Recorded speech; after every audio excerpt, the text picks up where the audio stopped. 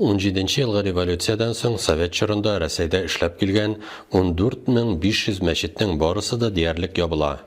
1980 елга нибарысы 90 Аллаһ йорты гына эшчәнлеген дәвам итә. Казанда исә бер генә мәчет Әл-Мәрҗани гына кала. Дини уку йортларына килгәндә ул вакытта бары тик Үзбәкстанның Бухара шәһәрендә Мир Араб мәдрәсәсендә генә белем алырга була. Үзгәртеп кору башлангач, дин тотарга, дини гыйлем алырга рөхсәт бирелде. Ябылган мәчетләр ачылды, яңалары төзелде, мәдрәсәләр барлыкка килде. Ак мәчетнең тарихы исә 1992 елда әлеге бинада 3-нче санлы мәхәлләне теркәүдән башланды. Аның беренче имам хатибы итеп Рәфкать хәзрәт Харрас сайлана. 1992-96 елларда шушы ике катлы элекке балалар бакчасында мәчет белән бер рәттән Тәнзилә абыстай җитәкләгән бер еллык Тәнзилә кызлар мәдрәсәсе эшләде. Әйтергә кирәк, бу уку йорты Рәсәйдә иң беренчеләрдән булып, кызларга дини белем бирү өлкәсендә эшчәнлек алып барды. 5 ел дәврендә Тәнзилә мәдрәсәсен 71 кыз тәмамлады. Безнең уку йортында белем алучылар ватаныбызның төрле төбәкләрендә дин юлында фидакар хезмәт күрсәтәләр. Алар күркәм әниләр булып, үзләренең балаларын мөселманча тәрбиялиләр. Кайберләре исә дини уку йортларында һәм якшәмбе мәктәпләрендә кешеләргә дин дәресләрен бирәләр. 1996 елның 26 апрелендә үткән гомуми җыелышта Шәйх Валиев Рөстәм Шәйхрази улын 3-нче санлы мәхәллә мәчетенең имам хатибы итеп сайлыйлар. Шул ук елның июлендә гомуми җыелыш карары нигезендә мәхәлләнең исеме Ак мәчет дип үзгәртелә. 1996 елдан алып Тәнзилә кызлар мәдрәсәсе 2 еллык белем бирү учагына әйләнә. Уку йортында ислам дини нигезләре һәм гарәп теле укытучылары, мөгаллимәләре хәзерләнә. Биредә тагын шуны искәртергә кирәк. Ак мәчет мөселман дини берләшмәсе эшчәнлеге нәтиҗәсендә 2000 елда шәһәребездә яңа тукталыш Ак мәчет тукталышы барлыкка килә. 2000 елдан алып хәзер инде Ак мәчет мәдрәсәсендә көндезге бүлектә бары тик иратлар гына укыйлар. Шулай ук иратларга кичкә һәм читтән торып уку мөмкинлеге бар.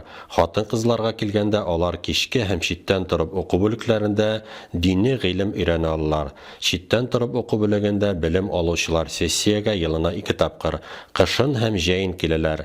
Ак мәчетнең көндезге һәм читтән торып уку бүлегендә республикабыздан һәм Рәсәйнең башка төбәкләреннән килгән шәкертләр укый.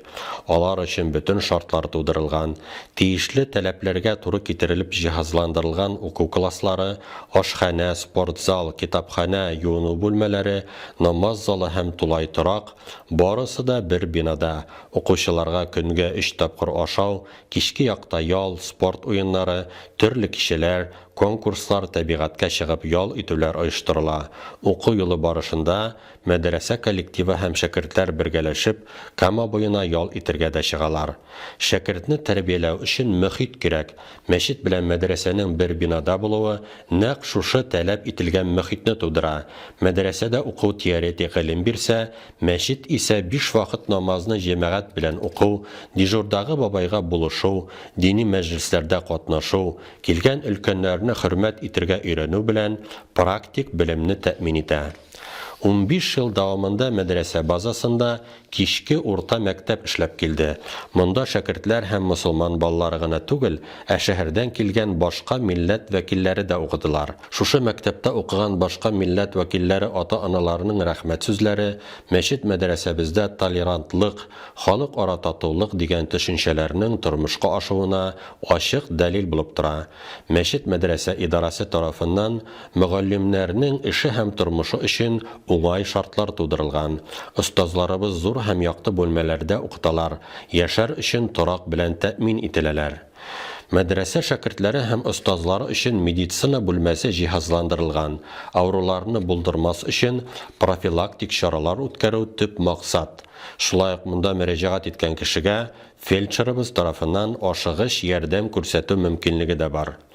Мәдрәсәнең көндезге, кичке һәм читтән торып уку бүлекләрендә бер юлы 300-дән артык шәкерт укып, шәригать белемнәрен үзләштерә. Хәзрәтләр, мәдрәсә шәкертләре һәм мәчеткә йөрүче яшьләр тарафыннан оештырылган азан ярышы, теннис буенча бәйге, викториналар бик мавыктыргыч һәм кызыклы үтә. Мәсәлән, һәр атна сайын 2 көн мәхәллә яшьләре шәһәрдәге махсус майданчыкта футбол уйныйлар. Аларга карап башка яшьләрдә дә спортка, сәламәт тормышка омтылыш барлыкка килә. Мәдрәсәдә үткән төрле интеллектуаль кичәләр катнашучыларга һәм тамашачыларга үзләренең аңь даирәләрен киңәйтергә, рухи яктан байырга ярдәм итә. Ак мәчетнең актлар залында оештырылган интеллектуаль уен Берен-Крин үтте. Бу ярышта көндезге, кичке һәм читтән торып уку бүлекләре шәкертләре катнашты. 3 этаптан торган уен катнашучылар өчен дә һәм тыңлаучылар өчен дә кызыклы һәм фәһемле булды.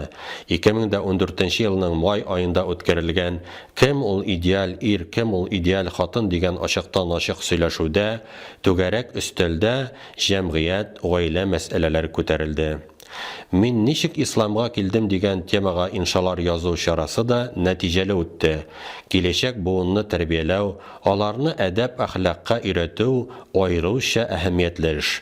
Бу якта мин ничек ак мәчетне күз алдына китерәм дигән балалар өчен иҗади конкурс бик кызыклы булды. Яшь гаиләләр өчен үткәрелгән чараларда мәхәллә яшьләре үз гаиләләре белән киләләр. Алар бер-берсе белән танышалар һәм аралашалар.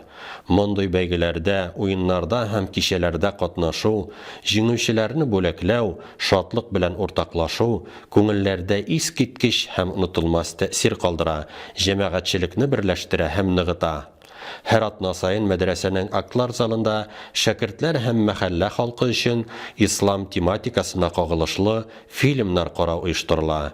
Уку елы башында инде традиция рәвешендә экстремизмга каршы көрәш дигән темага ачык дәрес үткәрелә. Мондый белем бирү шәкертләргә профилактик чара булып, динебезгә хас булмаган юнәлешләрнең зарарын, алардан ярак тору кирәклеген аңлата. Ак мәчеттә белем алган безнең шәкертләребез бүгенге көндә Рәсәй төбәкләре һәм Татарстан мәчетләрендә хезмәт күрсәтәләр. Республикабыздагы 2 казый, 4 район мөхтәсибе, 20ләп имам бездә укыган. Оннан артык имам күрше Башкортстанда дини вазифалар алып баралар. Авыл халкының белемгә булган ихтияҗларын исәпкә алып, 1998 елда Тукай районы имамнарының белемнәрен күтәрү курслары оештырылды. Бу курсларда ел сайын укуның уңай нәтиҗәсе булып, Тукай районына динебездә традицион булмаган юнәлешләр үтеп керә алмау тора. Имамнарга белем бирү һәм мәчетләрне дини кадрлар белән тәэмин итү өчен 2004 елда бу курслар нигезендә мөфтият тарафыннан бирелгән фарманга таянып, имамнарның квалификациясын күтәрү институты оештырылды. Ел әйләнәсендә монда Татарстан һәм Рәсәйнең башка төбәкләреннән 400 имам үзенең квалификациясын күтәрә ала. Мисал өчен, Иркутск, Киров өлкәсеннән, Башкортстаннан килгән имамнар да бездә укып динебез хакында кирәкле белемнәр алып кайттылар. Шушы бер атналык курсларда укып, имамнарның белем дәрәҗәләрен күтәрү, имамсыз мәчетләрне имамлы итү мөмкин булды. 2012 елга кадәр эшләү дәврендә барысы 1000нән артык имам укып белемнәрен күтәрде. Ел сайын курсларда берничә күрше районның имамнары укыйлар. Озак еллар буе туплаган тәҗрибәбезне кулланып, институтның тулы эшчәнлеген алып барырга бөтен мөмкинлекләребез бар. 2003-2004 елларда шәһәребездәге татар теле укытучыларына дин нигезләрен укыту проекты тормышка ашырылды. Бүген көндә алар мәктәпләрдә балаларны динебезгә хас булган әдәп-әхлак кагыйдәләренә өйрәтәләр. Якшәмме укуларында дин дәресләрен бирәләр. Ак мәчеттә якшәмме мәктәпләрендә шәһәр халкы иратлар, хатын-кызлар, балалар, яшьләр, олылар башлангыч дини белем алалар. Аларны мәдрәсәне тамамлаган һәм югары белемгә ия булган тәҗрибәле 55 мөгаллим укыта. Алар дәрес биргән 61 иратлар, хатын-кызлар һәм балалар төркемендә барысы бергә 1000-нән артык кеше укый. Бу исә республика буенча карасак, бөтен мәчетләр каршындагы курсларда укучылар санының 10% тәшкил итә. Ягъни Татарстан Җумһурияте мәчетләрендә укыган һәр 10 кешенең берсе Ак мәчеттә дини белем өйрәнгән. Бу укуларның уңай нәтиҗәсе булып, Чаллыда традицион, дөрес дини юнәлешнең таралуы тора. Ислам тарихын һәм мәдәниятен тирән өйрәнгән белгечләр кирәк. Бу максатны тормышка ашыру өчен 2014 елда Татарстан Дине нәзарәте һәм Казан Федераль университеты Ак мәчет мәдрәсәсендә мәчет каршындагы курсларда дини фәннәр укыту дигән квалификацияны күтәрү курсларын оештырдылар. 2 ай буена барган курсларда мәдрәсә мөгаллимнәрендә укып, шәһәр мәчетләрендә дини белем биргән остазлар һәм остабикәләр гыйлемнәрен арттырдылар. Мәдрәсәнең директоры Рөстәм хәзрәт Шәйхевалиев Казан авиация институтын бетереп, КАМАЗда инженер-технолог булып эшләгән вакытта 1992-94 елларда Йолдыз мәдрәсәсендә белем ала. Аннары 1994-96 елларда аның ректоры булып дини хезмәтен башлый. Рөстәм хәзрәт 1996 елдан алып мәдрәсәбезнең ректоры һәм мәхәлләбезнең имам-хатибы вазифасын башкара. Шул ук вакытта ул Кама төбәге казые булып та тора. Ак мәчеткә зур хезмәт керткән өлкән яшьтәге мусулман кардәшләребез бар. Кашафетдинов Галәҗетдин бабай, ул 1996 елдан алып 2013 елга кадәр хисапчы вазифасын үтәде. Борханов Габделәхәт бабай, Бөек Ватан сугышы ветераны, 1992 елдан алып мәчет эшендә актив катнаша, даими рәвештә өйлә һәм җомга намазларына йөри, дини мәҗлесләр алып бара. Ак мәчет мәдрәсәсенең мөгаллимнәр составына килгәндә, монда бөтен дөньяда билгеле югары дини уку йортларын тамамлаган, Рәсәйдә дини һәм дөньяви белем алган 15 остаз укыта. Аларның 12се югары белемгә ия, 10сы гуманитар вузларда диплом алганнар. Миннәхмәтов Рафик Радик улы һәм Шәрипов Азат Миндияр улы Башкортостандагы Октябрьск шәһәрендә урынлашкан Нурул Ислам мәдрәсәсендә укыганнар. Мәдинә Ислам университетында һәм Башкорт дәүләт университетында югары дини һәм дөньяви белемгә ия булганнар. Саттаров Габделмәлик Камил улы Казанда ислам динен кабул итүгә 1000 еллык исемендәге мәдрәсәдә һәм Рәсәй Ислам университетында белем алган. Аннары Мисырдагы Әл-Азһар университеты каршындагы институтта укыган. Мөхәммәтов Мөхәммәд Рамазан улы дини белемне Ак мәчет мәдрәсәсендә алган, ә дөньяви белемгә Казан авиация университетында ия булган. Мәдрәсәбездә 2 Коръән хафиз укыта. Талипов Илгизар Мәгънәви улы Ак мәчет мәдрәсәсен тамамлаган һәм Рәсәй Ислам университетында Коръән хафиз дәрәҗәсенә ирешкән. Әлеге вакытта ул читтән торып, югары уку йортында да укып йөри. Зиннәтов Мансур Азат улы Ак мәчет мәдрәсәсендә белем алганнан соң Төркиядә тулысынча Аллаһның китабын ятлап, Коръән хафиз булып кайтты. Телгә алынган хәзрәтләр мәдрәсәнең укытучылар дигезен тәшкил итәләр. Алардан башка хатын-кызлар бүлегендә Ак мәчетне тамамлаган һәм дөньяви вуз дипломына ия булган хатын-кыз мөгаллимәләр белем бирә. Озак еллар буе шушы уку йорты барлыкка килгәннән алып, мәдрәсәдә югары белемле Биляева Асфия ханым укыту тәрбия эшләрен алып бара. Фән һәм мәгърифәт өлкәсендә эшләп тә динебезгә хезмәт күрсәтеп була. Әйткәннәребезгә дәлил итеп, дустыбыз һәм фикердәшебез, филология фәннәре кандидатын Хазиев Ринал Исмагыйль улын мисал итеп китерә алабыз. Ул шәһәребезнең югары уку йортларында укытса да, моны инде 18 ел дәверендә шәкертләребезгә дә татар теле һәм аның тарихы буенча дәресләр бирергә вакыт таба. Мәдрәсәдә үткәрелгән семинар, конференция түгәрәк өстәлләрдә актив катнаша. Шәһәрдәге дини вазгыятны Ак мәчетсез күз алдына китереп булмый. Урындагы мусулманнар яратып караган Кыйбла телевизион тапшыруы мәдрәсә хәзрәтләре тырышлыгы белән алып барыла. Күңел радиосында да мәдрәсә остазларының вәгазьләрен ишетәбез. Ислам нуры газетасының битләрендә аларның чыгышларын, дини сорауларга җавап бирүләрен укый алабыз. Шулай ук алар шәһәрдәге югары уку йортларына, мәктәпләргә барып, динебез турында чыгышлар ясыйлар. Мәсәлән, шәһәребездәге пединститут студентлары белән очрашулар үткәрелеп тора. Хәзрәтләребезнең хезмәт җимешләреннән татар-мөселман исемнәре, мәйетләр турында тулы җавап, намаз уку тәртибе, намаз уку рәвеше, ислам яшәү рәвеше, кудури мәсьәләләренә зарури җиңеләйтү, никах, мирас һәм башка китаплар. Ак мәчеттә төрле кичәләр оештырыла. Олыларны хөрмәт итү мәҗлесе ул ел дәвамында берничә мәртәбә үткәрелә торган күркәм йола булып килә. Ифтар, корбан мәҗлесләре дә булар мәдрәсәнең ашханәсендә үткәрелә. Тәҗрибәле озак еллар эшләүче пешекчеләр кунакларга һәм шәкертләргә тәмле ризыклар әзерлиләр. Татарстан Республикасы мөселманнары дине нәзарәте тарафынан оештырылган Кама төбәге имам мөхтәсибләренең вә имамнарның җыелышы һәм УМО укыту методик үзәк советының утырышы кебек чаралар Ак мәчет мәдрәсәсе бинасында да үтә. Яр чаллы мөхтәсибәте һәм Ислам нуры газетасы оештырган республика күләмендәге балалар өчен Коръән бәйгесе моны инде 20нче ел рәттән нәкъ Ак мәчеттә мәдрәсә коллективы тырышлыгы белән үтә. Тукай районы мөхтәсибәте дә район имамнарын җыелышка мәдрәсә бинасына чакыралар. Дини йолаларны тәртипкә салу максатыннан чыгып, Рәсәйдә беренче булып 1997 елда Ак мәчеттә исем кушу, никах уку һәм күмү турында таныклыклар бирелә башлады.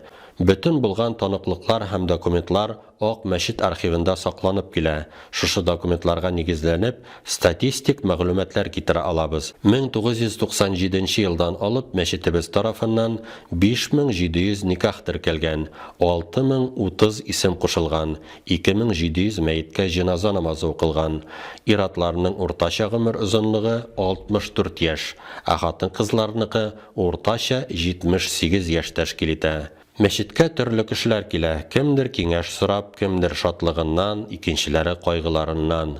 Аларны дежурда торучы бабай каршы ала. Ул килгән кешене тыңлый, аңа үгет нәсихәтләрен җиткерә, тынычландыра, дуга кыла. Шулай итеп, хикмәт һәм яхшы вәгазь белән дингә чакыру динебезгә өндәүнең бер күркәм ысулыдыр. Озак еллар буе бу вазифаны үтәүчеләрнең берсе Җиһаншин Юсуф бабай. Ул мәхәлләбезнең хөрмәтле кешесе, хаҗи һәм күркәм халыклы аксакал. Мондый дәрәҗәле өлкәннәрнең безнең арабызда булуы мәчетебезгә ям һәм бәрәкәт бирә. Ак мәчет мәхәлләсе эшчәнлеге шәһәр кыссалары белән генә шикләнми. Хәзрәтләр һәм мәхәллә агзалары район халкының да ихтияҗларын исәптә тотып, авыл мәчетләрендә вәгазьләр сөйлиләр, нәсихәтләрен җиткерәләр. Шулай ук кардәшләребез яши торган күрше өлкәләргә барып традицион дини кыйммәтләрне җиткерү дә гадәткә кергән күркәм гамәлләрдән санала. Мәчетебез беренче көннәрдән алып социаль проектларны тормышка ашыру өстендә актив эшчәнлек алып барды.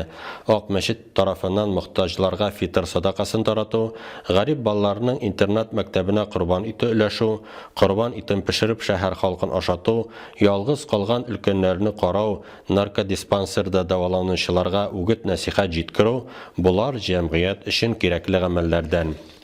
1996 елдан алып 2011 елга кадәр Ак мәчет территориясендә Корбан гаете көннәрендә мәхәллә һәм шәһәр халкы өчен корбан чалу оештырылып килде. Мәчетебездә эш күрү бүлмәсе дә бар. Олы яшьтәге бабайлар килгән кешеләрне Коръән аятлары һәм дугалар укып эш күрәләр. Озак еллар буе кибет уңышлы эшләп килә. Монда кеше үзенә теләгән дини китапларны, киемнәрне һәм башка дингә кагылышлы нәрсәләрне таба ала. Мәчет буларак Ак мәчет шәһәребездә иң олы һәм күп сыйдырышлы Аллаһ йорты булып санала. Өйлә намазын һәм башка намазларны үтәргә 40-70 кеше килә. Җомга намазында монда якынча 500 мөселман фарыз гыйбадәтен үти. Бинаны төзекләндерү реконструкцияләр нәтиҗәсендә бүгенге көндә бинада барысы бергә 1500 кеше намаз укый ала. Бу бигрәк тә гаетләрдә мөһим. Ак мәчеткә гает намазын укырга килгән шәһәрдәшләребезнең берсе дә урамда калмыйча гыйбадәтләрен мәчет эчендә үтиләр. Беренче катта заманча иратлар һәм хатын-кызлар өчен тәһаратхана төзелде. Икенче катта зур һәм якты уку бүлмәләре булдырылды. 150 урынлык конференция залын сафка кертү, монда төрле вәгазьләрне, лекцияләрне, җыелышларны, конференцияләрне, түңәрәк өстәлләрне үткәрү мөмкинлекләрен ачты. Мәчетне төзекләндерү эшләре тамамланып килә. Тышкы якны матурлаганнан соң, рәсемдә күрсәтелгәнчә бина яңа төс алачак. 2013 елның март айында Ак мәчетнең 20 еллыгына багышланган җәмгыять тормышын тотрыкландыруда диннең әһәмияте дигән фәнни практик конференция үтте. Монда күренекле дин әһелләреннән мөфти Камил хәзрәт Самигуллин, мөфтинең беренче ярдәмчесе Рөстәм хәзрәт Батыров чыгыш ясадылар. Тарих фәннәре докторы Загидуллин Илдус Куддус улы, философия фәннәре докторы Каюмов Айдар Тәлгат улы, педагогия фәннәре докторы профессор Мөхәммәдшин Азат Габдулхак улы кебек танылган фән галимнәренең чыгышлары үзләренең эчтәлеге һәм киң мәгънәләре белән аерылып тордылар. 2014 елның 14 март айында Ак мәчеттәге конференция бөтен Россия күләмендә үтте. Җәмгыять тормышын тотрыкландыруда ислам диненең әһәмияте дигән беренче бөтен Россия фәнни практик конференциядә республикабыздан һәм башка төбәкләрдән 56 делегат чыгыш ясады. Монда дин әһелләреннән Татарстан мөселманнары дине нәзарәте рәисенең беренче урынбасары Рөстәм Батыров һәм Түбән Новгород өлкәсе дине нәзарәте рәисенең беренче урынбасары, Түбән Новгород шәһәренең Маһинур мәдрәсәсе директоры Габделбарый Мөслимов кебек хәзрәтләр катнаштылар. Бөтен төрки дөньяга танылган профессорлар Зәкиев Мирфатих Зәки улы һәм Бакиров Марсель Хайрнас улы кебек мәшһүр галимнәребезнең чыгышлары бу чараны үзләренең киң гыйлемнәре һәм улы шәхсиятләре белән бизәүче бер зиннәт булып тордылар. Конференциядә шулай ук Казан Идел буе федераль университетының Яр Чаллы институты профессоры Каюмов Айдар Тәлгат улы, тарих фәннәре докторы, Рәсәй Гадел хөкем академиясының Казан филиалы профессоры Хабуддинов Айдар Юрий улы кебек улы галимнәрнең дә чыгышларын ишетергә насыйп булды. Хәзер инде традициягә әйләнгән конференция 2015 елның 14 мартында бөтен дөнья күләмендә үтте. Бу халыкара чарада дини һәм дөньяви галимнәр, мөгаллимнәр, дин әһелләре бергәләп бүгенге көндә мөселман җәмгыятендә туган сорауларга җавап эзләделәр. Конференция эшендә Зәкиев Мирфатих Зәки улы һәм Бакиров Марсель Хайрнас улы кебек танылган галимнәребез белән бер рәттән Төркия, Словакия, Ливан, Кыргызстан, Төркмәнстан вәкилләре дә катнашты. Гомуми делегатлар саны 86 кеше булды. Үткәрелгән конференцияләр материалларын туплаган җинтыклар бастырылды. Биредә чыгыш ясаучыларның докладлары белән җинтекле рәвештә танышырга була. Ак мәчет тарихы дигән китапта исә аның ачылуыннан алып бүгенге көн тасвирланды. Әлеге оештырылган конференцияләр, бастырылган хезмәтләр Ак мәчеттә алып барылган гыйльме эшчәнлекнең җимешләрен тәшкил итә. Әлбәттә, планлы рәвештә үтүче галимнәрнең лекцияләре, докладлары, түңәрәк өстәлләр бу олы чараларга әзерлекне тәэмин итә. Шәһәребезнең югары уку йортларыннан чакырылган укытучы галимнәр конференция залында төрле кызыклы һәм файдалы темаларга лекцияләр сөйлиләр, семинарлар үткәрәләр. Шулай ук чыгыш ясау өчен төрле һөнәр ияләрен, табибларны, хукук белгечләрен дә чакырабыз. Мондый очрашуларның ахырында сорауларга җавап бирүләр була. Тыңлаучылар һәм лектор арасында җанлы аралашу барлыкка килә. Бу кичәләр тирә-як мөхитне, җәмгыятьтәге вәзгыятьне, проблемаларны аңларга ярдәм итә, дөньяви һәм дини карашларны киңәйтә. Мәдрәсәнең үз студиясе булуы эшчәнлекне киңрәк даирәдә алып барырга мөмкинлек бирә. Студия кунакларыбыз, мәдрәсә шәкертләре, хәзрәтләр, дөньяви галимнәр һәм төрле яклардан килгән дин кардәшләребез. Мәсәлән, Словакия, Төркия вәкилләре белән булган аралашулар бик тә кызыклы үтте.